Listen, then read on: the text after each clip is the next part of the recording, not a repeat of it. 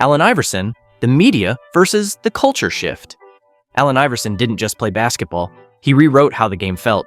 As the Philadelphia 76ers franchise star, Iverson averaged 26.7 points, 6.2 assists, and 2.2 steals per game across his career numbers. No doubt that should have earned nothing but praise. Yet, for most of his prime, much of the national media didn't embrace him. They pushed against him, challenged him, and often framed him as a problem rather than a pioneer. The backlash had little to do with basketball. Iverson represented a visible, outspoken, unapologetic hip-hop influence at a time the league was desperate to appear corporate and polished. He showed up with tattoos, braids, jewelry, baggy denim, rap music in his headphones, and a walk that said he owed nobody an apology. Many reporters criticized his image long before they criticized a missed shot from him. The headlines didn't overlook the littlest of his mistakes. They questioned his professionalism. Talk shows called him a negative influence. Then came the moment that defined media narratives. It was the year 2002 during practice. Instead of empathy for a star grieving a close friend, he was mocked publicly. There were several clips of him that had different narratives to his ordeal, which complicated things on a different level. Yet Iverson kept playing through the noise. He became an 11-time All-Star, 2001 MVP, and one of the most influential cultural figures in NBA history. Today, the league markets individuality, swagger, and personality. These were the same traits Iverson was condemned for. The media turned on him when he was ahead of his time, only to later celebrate the era he helped create. Iverson didn't just survive the backlash, he outlived the narrative. Ron Artest / Metta World Peace, the reputation that wouldn't go away. Before he became Metta World Peace, Ron Artest was one of the NBA's toughest and most complete defenders. During his prime years with the Indiana Pacers, he averaged 13.8 points, 6.0 rebounds, and elite perimeter defense, often guarding the best scorer on the floor. He should have been praised as one of the strongest two-way talents in the league. Instead, the media made him a symbol of chaos. Everything changed on November 19, 2004, during the Detroit vs. Indiana game, later known simply as Malice at the Palace. A drink thrown from the stands triggered Artest to enter the crowd, and chaos spread throughout the arena. The event was broadcast on every news channel, sports networks replayed it non-stop, and Artest became the face of a night the league wanted to erase. He was called uncontrollable, dangerous, a disgrace, and worse. What got lost in the commentary was context. Artest had long struggled with mental health and needed help more than humiliation. But during that era, athletes, especially black athletes, were rarely allowed that level of humanity in the media. Every technical foul afterward fed the same narrative. Even during his 2010 championship run with the Lakers, where he played a decisive role and hit crucial playoff shots, the narrative never fully shifted. But after the noise, Artest tried to rebuild himself publicly. His name changed to Metta World Peace. Shockingly, it wasn't a publicity stunt. It was a declaration. He advocated openly for mental health, donated auction profits to therapy support services, and used interviews to explain what the media never did. He was hurting, but not hateful. Carmelo Anthony, the ISO scorer the league outgrew. Carmelo Anthony was one of the most gifted scorers of his era. During his prime years between Denver and New York, he averaged about 24.8 points, 6.6 rebounds, and 3 assists per game. He was a 3-level bucket, mid-range, post-up footwork, and a jumper that punished late contests. But media narratives changed for him. The NBA was shifting, and team analytics started calling isolation scoring inefficient, even though Melo had built a Hall of Fame resume on it. However, when Melo struggled with the Thunder in 2017-18, averaging 16.2 points, the lowest since his rookie year, the headlines went bizarre, from celebrating him to mocking him. Commentators questioned his commitment, his conditioning, and whether he could accept a bench role. A player who once electrified the Madison Square Garden was suddenly treated like a relic. The media framed his decline as stubbornness. They said he refused to adapt to the new way of things. Pundits laughed at his press conference, quote, "Who, me?" when asked about coming off the bench. In Houston, the story intensified. After just 10 games in 2018-19, he was released, and analysts labeled him a washed player, implying he didn't belong in the league. Yet, the reality? Melo became a scapegoat for organizational failures. He wasn't unwilling to adjust, He just wasn't given a real system or timeline to do so.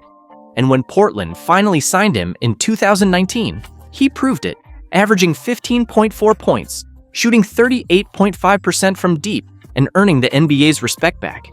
The media didn't apologize, as they rarely do. Melo didn't talk much about it. However, he let the game speak again. Kyrie Irving, the enigma of conspiracy and independence. Kyrie Irving is one of the most gifted ball handlers in NBA history. He's an elite scorer, crafty finisher, and playmaker. During his time with the Cleveland Cavaliers and later in Boston, Brooklyn, and Dallas, he averaged around 22.8 points, 5.7 assists, and 3.7 rebounds per game. That was his career averages as of 2023. But despite the talent, the media often turned against him for his off-court views. Irving's criticism from the press came on multiple fronts. He has publicly questioned major historical and scientific narratives, endorsed controversial theories, and spoken about the absence of truth in certain systems. The media responded not with nuance, but suspicion. He was labeled delusional, irresponsible, and worst of it all, he was tagged as a star whose mind was more dangerous than his crossover.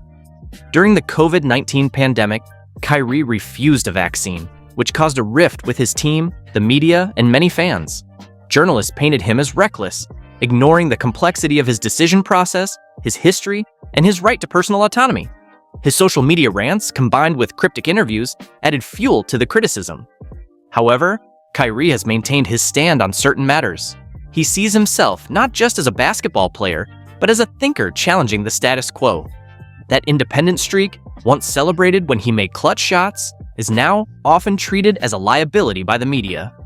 In the end, the media's rejection of Kyrie Irving has less to do with his basketball ability and more to do with discomfort over his worldview. Kyrie Irving remains one of the most talented players of his generation and one of the most misunderstood, bearing himself two curses. Kevin Durant, the Superteam betrayal. Kevin Durant is considered as one of the generational scorers in the history of the NBA. Yet one of the biggest media turning points in his career came when he joined the Golden State Warriors in 2016, leaving the Oklahoma City Thunder. The move sparked widespread backlash, as fans, pundits, and media outlets condemned him for taking the easy way out, calling him soft or lacking that competitive fire. However, Durant was painted as someone chasing rings rather than building a legacy. The headlines weren't fair to him. They questioned his integrity, and critics argued that he avoided earning a championship by joining a loaded Warriors roster. For many, he was no longer considered the ultimate underdog, but he was tagged a villain. During his time in Golden State and later in Brooklyn, Durant's social media presence and occasional silence on big topics added to the media narrative. When injured, when traded, or when he played through pain, journalists scrutinized every move and attributed too much to his brand and not enough to his heart. He was criticized for many things they often overlook in other players. Despite the media backlash on him, Durant's reality is more complicated. He is not just a player chasing trophies, but a deeply driven individual with his own values. He has spoken about player empowerment, financial education, and self-expression, and despite the media vitriol, he has continued to perform at an elite level, winning multiple scoring titles and 2 championships. The media backlash to Durant after joining the Warriors exposed a larger tension between fan expectations of loyalty and the evolving reality of player choice in the modern NBA. KD didn't just change teams, he forced a conversation about what legacy really means. Joel Embiid, the polarizing giant. Joel Embiid is a dominant force in the paint, averaging around 24.3 points, 11.6 rebounds, and 3.1 assists per game as of recent seasons. He is one of the most talented big men in the league. Despite Embiid's on-court brilliance with the Philadelphia 76ers, the media has often turned on him, criticizing his personality, injury history, and social media presence. From early in his career, commentators labeled him as a fragile player who was often too prone to injury. They didn't stop there. He was tagged soft, too reliant on the Sixers system. And when he spoke about mental health or his love of video games, the narrative quickly shifted. He wasn't tough enough for a true contender. Some media outlets even implied that his personality and gamesmanship made him a less reliable franchise cornerstone and was labeled a baby sucker. Another source of his backlash is Embiid's trash talk and candid interviews. He doesn't mince words, and his social media voice and presence is loud. For some in the media, He was celebrated for his candor, while others criticized it, painting him as arrogant, confrontational, or unwilling to be coachable. Still on still, Embiid has produced under pressure. He has led the Sixers to deep playoff runs and consistently delivered all-star level production. His battles with media perception about toughness, consistency, and star mentality only reflect tension between how he sees himself and how the public wants to see him. It was a constant struggle between how he portrayed himself and how some of the media wanted him to portray himself. The media didn't hesitate to turn their back on Embiid, as they considered him not all that. They wanted to control him and project the type of narrative that should come from him. The media believed big men shouldn't talk too much, shouldn't show vulnerability, shouldn't challenge expectations. However, Embiid won't stop continuing to defy those limits, and it often gets to the media as they couldn't grip him. Hold up before we continue. If you're still here, you clearly love the stories the media never wanted to talk about. So do me one quick favor. Pause for 2 seconds, hit that like button, and tell me in the comments which player you think got the most unfair media treatment so far. Also, if you're new here, smash the subscribe button so you don't miss out. Alright, back to it. Draymond Green, when passion becomes poison. Draymond Green is the emotional engine of championship teams. With the Golden State Warriors, he averaged around 7.1 points, 7.9 rebounds, and 7.0 assists in his strong seasons. Although that's not the stats of a star scorer, but numbers that tell a deeper story. Just like previously mentioned players, the media often turned on Green, calling his intensity dirty, his confrontations immature, and his verbal outbursts toxic.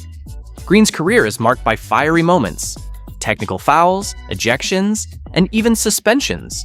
The web-gobble taunt, lashing with teammates, and fighting in the finals. While he was difficult to defend to some extent, the media took it way personal and painted him as disruptive, saying he was a cancer that held teams together just enough to win, but never let the spotlight shine positively on him. He fell into the web of critics, and they argued that his aggression was uncontrollable. Some called him the ultimate good soldier. Although he hustled, protected, and defended, he never quite became the polished face of a dynasty. Meanwhile, the constant narrative around him often overshadowed his defensive brilliance and basketball IQ. Despite all of these, his voice and intensity are also part of his value. He is always sure to embrace leadership, holds teammates accountable, and doesn't shy away from conflict. He has said publicly that his passion is misunderstood and that the media only sees the bad moments and not the heart, effort, or sacrifice he put into the game. It's no doubt the media's rejection of Green reflects a deeper discomfort of a player who blends brilliance with volatility. He isn't just criticized for what he does. For some, he's an uncomfortable proof that leadership can be loud, messy, and unfiltered. Shaquille O'Neal, the brash giant who loved attention. Shaquille. Shaq O'Neal is one of the most dominant forces the NBA has ever seen. During his career with Orlando, Los Angeles, Miami, and beyond, he averaged about 23.7 points, 10.9 rebounds, and 2.3 blocks per game. But even a player of his caliber wasn't immune to media backlash. Over and over, the media turned on him for his personality, trash talk, and larger-than-life presence. Shaq was more than just a big man. He was a celebrity, comedian, and occasional provocateur. He starred in movies, released rap albums, and appeared on television. While the film fans loved his charisma, many in the media questioned his seriousness. There were several questions flying around, questioning if he's really a champion or just funny. The media didn't stop there. They would tease at his jokes and his public persona, which sometimes overshadowed his overwhelming dominance on the court. The critics also leveraged on the backlash of the media. Just like an adamant housefly, they attacked his fitness and his work ethic. However, after his dominant years in LA, they claimed he relied on flash rather than fundamentals. Even commentators were not left out. They speculated that his size made his decline inevitable, focusing less on his strategic impact and more on his bloated frame or off-court antics. Despite all of that, Shaq won 4 NBA championships, was Finals MVP 3 times, and became a cultural icon. He turned the media's criticism into part of his personal narrative. He was Big Diesel, a force to be reckoned either on and off the court. Shaq's battle with the media wasn't just about image, it was about owning every piece of his identity. The athlete, the entertainer, the giant. And even when the press turned their back on him, he smiled, laughed, and kept dominating. Rashad McCants, Minnesota Timberwolves, media fallout after speaking out. Rashad McCants was once viewed as a core piece of the Minnesota Timberwolves rebuild. Drafted in 2005, he averaged 14.9 points per game in the 2007 to 2008 season, showing shot-creating ability and confidence that suggested long-term potential. But McCants' relationship with the franchise and the media deteriorated faster than anyone could predict. The turning point came when he publicly criticized the organization's culture and later claimed that he was unfairly blamed for locker room issues. McCants insisted that the Timberwolves' system held players back and that his reputation had been damaged by internal narratives leaking into the media. Once those reports circulated, the media largely turned their back on him, portraying him as a player with a poor attitude.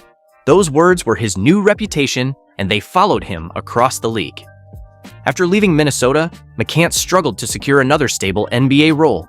Despite showing flashes of scoring talent, he became viewed as a risk, a player who could disrupt chemistry. He was seen as an image pushed heavily by media reports rather than teammates on record. Years later, he claimed that he was blackballed and that the media perception played a huge factor in it, insisting that if he had been given opportunities similar to other young scorers, he could have had a long NBA career. McCants later played in the Big Three, trying to rewrite his narrative and advocate for players who feel media narratives determine their careers. No doubt, his Timberwolves run remains one of the clearest examples of how quickly media narratives can shape the arc of an NBA player's future, even one who never stopped believing he belonged in the league. Enes freedom, Kanter, New York Knicks, Boston Celtics, political controversy, and media polarization. Enes freedom, formerly Enes Kanter, averaged 11.2 points and 7.8 rebounds per game across his NBA career. He was known for his elite offensive rebounding, as he played key roles on contending rosters, including the 2020-21 Boston Celtics. However, his career evolved into something larger than basketball when he openly criticized the Turkish government and later the Chinese government for alleged human rights violations. Freedom accused the NBA and media outlets of turning their back on him for what he believed were politically inconvenient truths. When he spoke about China and NBA business ties, he claimed he received less media coverage and fewer opportunities. However, his criticism grew louder, and although some media praised his courage, others labeled him disruptive and attention-seeking. It didn't end there. His playing time decreased significantly, and after the 2021-22 season, he was out of the league. Freedom later stated that his activism was the reason, saying teams avoided him due to fear of backlash tied to China's NBA business relationships. Media coverage split sharply between those who saw him as a champion of human rights and those who saw him as a polarizing figure who overshadowed the sport. Regardless of the interpretation, Enes freedom remains one of the most visible examples of a player whose media treatment shifted drastically once global politics became part of his NBA story. Mahmoud Abdul-Rauf, Denver Nuggets, national anthem protest before it was a conversation. Before Colin Kaepernick, Mahmoud Abdul-Rauf sat at the center of a national anthem protest debate. Playing for the Denver Nuggets, Abdul-Rauf averaged 19.2 points per game in 1995-96, one of the most efficient scorers at his position. But in 1996, he refused to stand for the anthem, stating that the flag represented oppression and that aligning with it conflicted with his Islamic faith. The backlash was immediate and intense. Media outlets condemned him at a time when such protests were far less understood than today. He was suspended by the NBA until he agreed to a compromise, standing for the anthem but praying during it. His game time dropped sharply soon after, and by age 29, he was effectively out of the league despite still having the ability to contribute. For years, Abdul-Rauf's protest was framed by large portions of the media as disrespectful and unpatriotic, rather than a stance on civil and religious rights. Only decades later did public perception begin to shift, and his story is now cited as an example of how media narratives can shape and shorten a player's career run. Abdul-Rauf later found success overseas and resurfaced in the Big Three, where fans celebrated his shooting touch and his role as a pioneer in athlete activism. Today, many acknowledge that he paid the price for a conversation the world wasn't ready to have. Jeremy Lin, New York Knicks, from Linsanity to media scrutiny. Jeremy Lin's run with the New York Knicks in 2012 is one of the most electrifying stretches in NBA history. Lin averaged 18.5 points and 7.7 assists during his 26-game breakout, sparking a global phrase called Linsanity. But when his production cooled and injuries followed, parts of the sports media began shifting their narratives about him. Some analysts claimed the run was a fluke, crediting system and desperation more than Lin's skill. Others criticized his contract negotiations and suggested he was undeserving of a major role.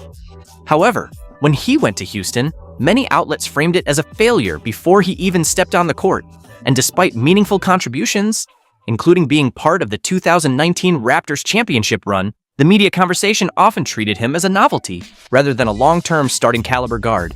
Lin openly discussed how difficult it was to adjust to the mocking tone in headlines and TV debates, and how racial stereotypes shaped some of the coverage. Even after proving he could contribute to winning teams, the media narrative rarely shifted in his favor. They continued to ride on their narrative of him.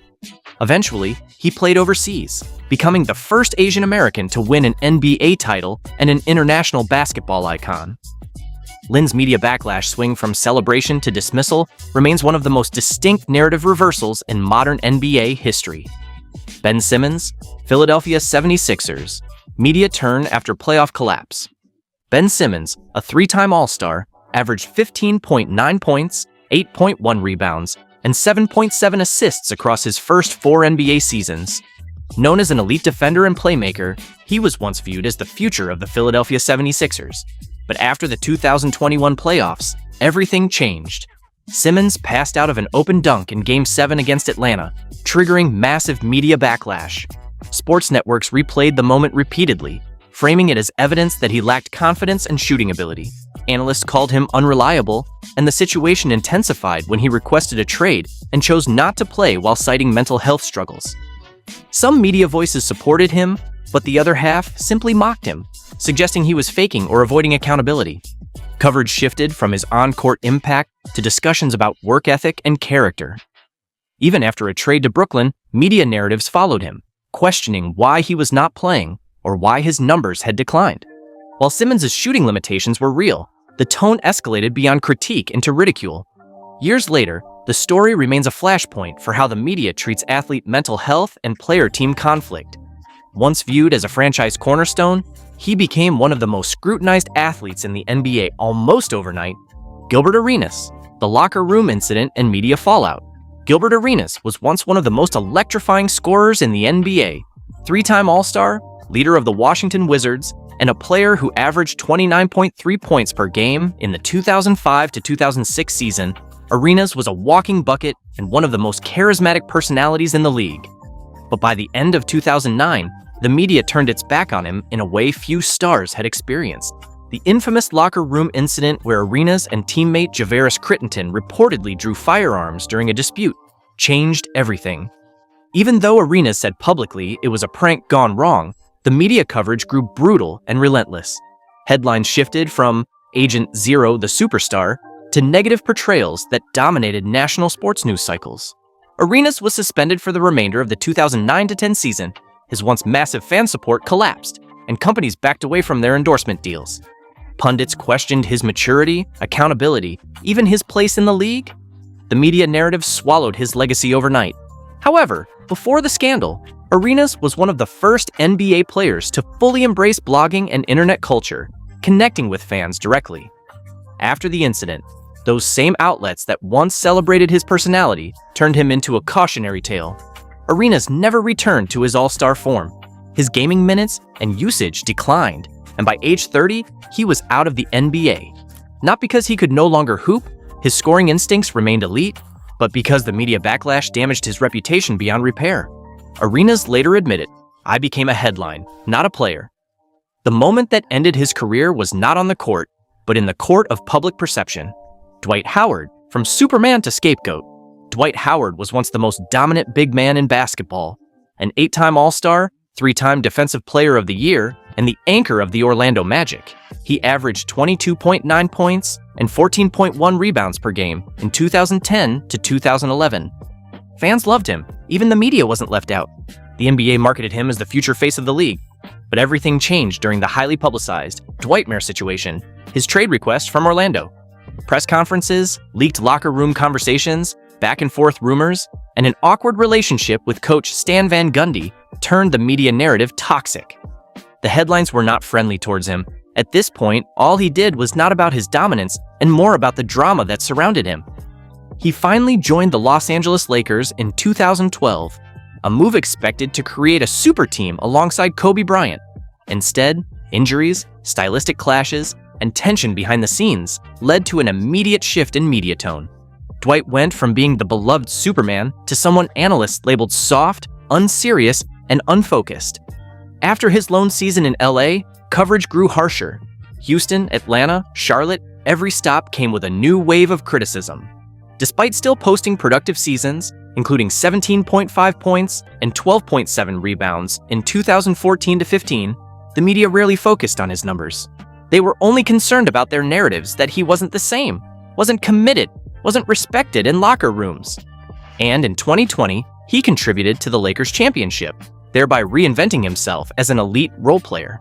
But even then, coverage was muted, skeptical, and sometimes dismissive. Dwight Howard didn't just battle opponents on the court, he also battled a media perception he couldn't shake. From global superstar to misunderstood veteran, his journey shows how quickly narratives can be rewritten in a twinkle of an eye.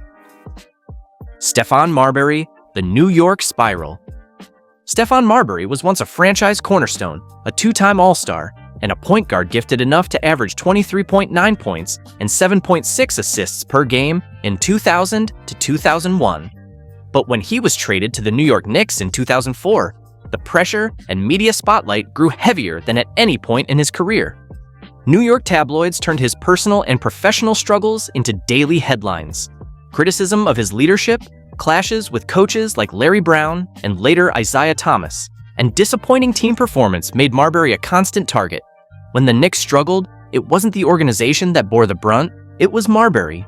The media framed him as selfish, difficult, and disruptive, even as he continued to produce solid numbers, including 20.3 points and 8.1 assists in 2004 to 2005.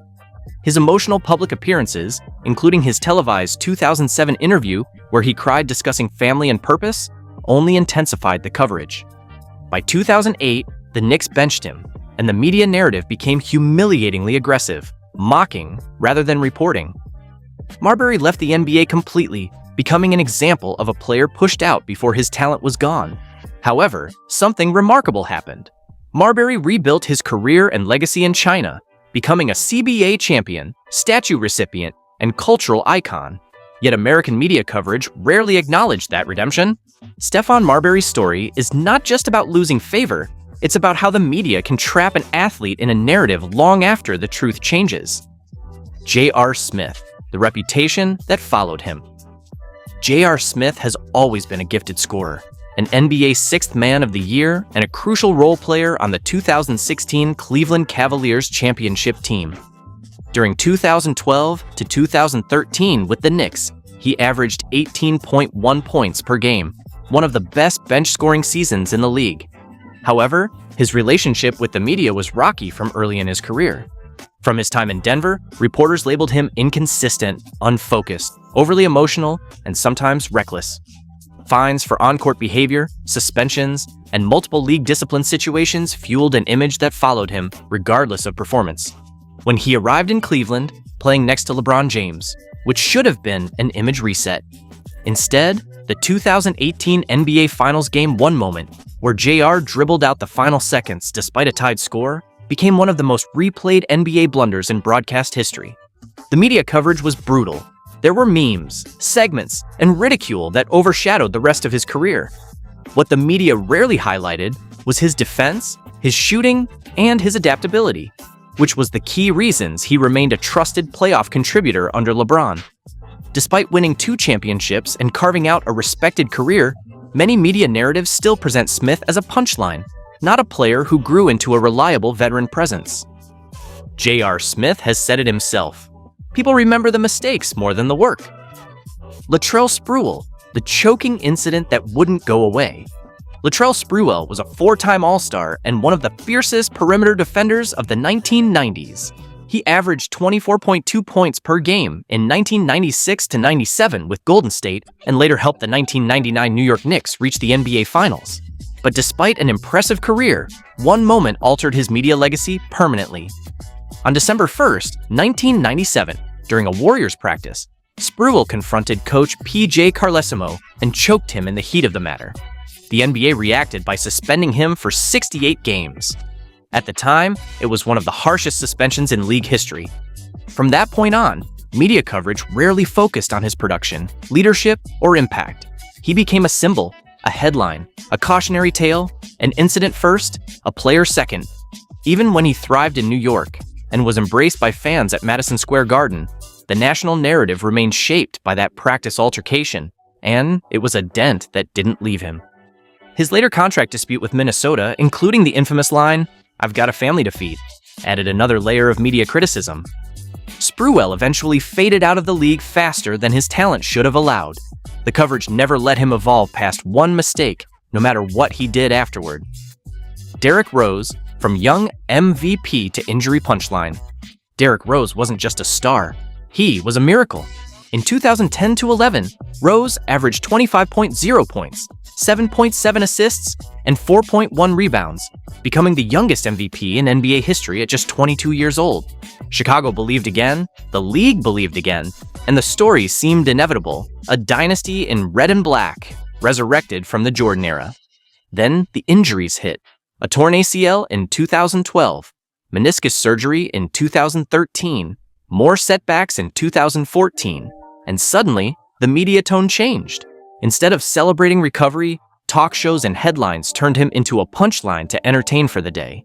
He was labeled a player made of glass, someone who didn't love the game enough because he refused to rush his return. There were several narratives of him. Nevertheless, Rose spoke openly about protecting his long-term health, wanting to walk to his son's graduation one day, and yet commentators mocked him, saying stars should play through anything. It was dumbfounding that the same press that once praised Rose's explosiveness began to question his heart. And still, he fought. Rose worked through years of rehab and public ridicule before reinventing himself. His 50-point game with Minnesota in 2018 remains one of the most emotional regular season moments in league history. Fans cried, players cried, even Rose himself cried. It was never about being MVP again. It was about proving he wasn't what the media labeled him. Derrick Rose is that player. When the media stopped cheering him, he never forgot he's a hero to some. Russell Westbrook, the stat chaser. They refuse to understand. Russell Westbrook is one of the most polarizing players ever to touch an NBA floor. A former league MVP, two-time scoring champion, three-time assist leader, and the first player since Oscar Robertson to average a triple-double for a season, and then he did it 3 more times. Across his prime, Westbrook averaged roughly 23.2 points, 8.5 assists, and 7.4 rebounds per game. That resume should have guaranteed universal respect. Instead, the media turned his accomplishments into accusations. His triple-doubles? They called it stat padding. His intensity? Out of control. His unmatched motor? It was tagged inefficient. And when he struggled with the Lakers, the nickname Westbrook spread across sports networks, memes, and press conferences, hitting a point where Westbrook publicly stated the disrespect was harming his family name. The criticism rarely acknowledged context, role changes, roster flaws, constant team movement, and the reality that few players in history played harder every minute, every game. Teammates and coaches consistently praised his leadership, discipline, and work ethic, yet many media voices framed him as a problem rather than a historic competitor. Westbrook never campaigned for sympathy. Instead, he kept showing up, kept competing, kept refusing to dilute who he was to satisfy narratives built in studios and not gyms. The truth is simple. The media didn't know where to place a player who didn't fit their template. Westbrook was not a highlight, he was a storm. And storms are easier to fear than to understand. In the history of basketball, some NBA players never got a fair headline, no matter how many points they scored, how many community projects they funded, or how many times they gave everything on the court. The media can build careers, but it can also bury reputations, sometimes in a single news cycle. But here, we try to restore balance. We tell the stories that deserve to be heard, even if the mainstream forgot, ignored, or twisted them. Now it's your turn.